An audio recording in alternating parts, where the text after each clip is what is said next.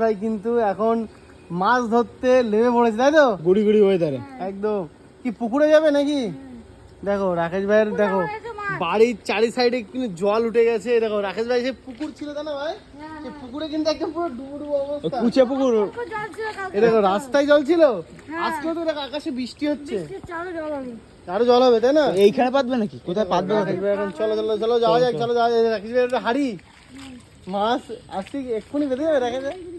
ওই তো গুড়ি গুড়ি মাছ, হ্যাঁ ওগুলো কি ঝায়া মাছ নাকি গো? চলো চলো চলো, আজকে কিন্তু সরাসরি রাকেশ ভাইয়ের বাড়ি থেকে চলে এসেছি ভিডিও করতে। আর রাকেশ ভাই এখন কিন্তু মাছ ধরতে যাবে।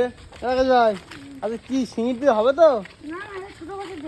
ও আচ্ছা, এটা পুটি টুটি হবে তাই তো? পুটি। আমরা কি নামবো?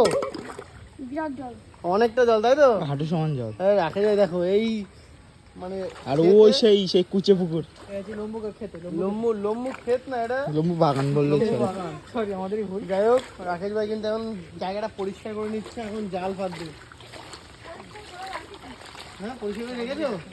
আগে পেতেছো এই জায়গায়? ও আচ্ছা আচ্ছা, যাই হোক চলো পাতো, যদি একটা মাছ বাঁধে আমাদেরও ভালো লাগবে, দেখতে ভালো লাগে, খেতে তো ভালো লাগে, দেখতে ভালো লাগে। কি কি মাছ তা বাঁধতে পারে? হ্যাঁ সব রকম বলতে।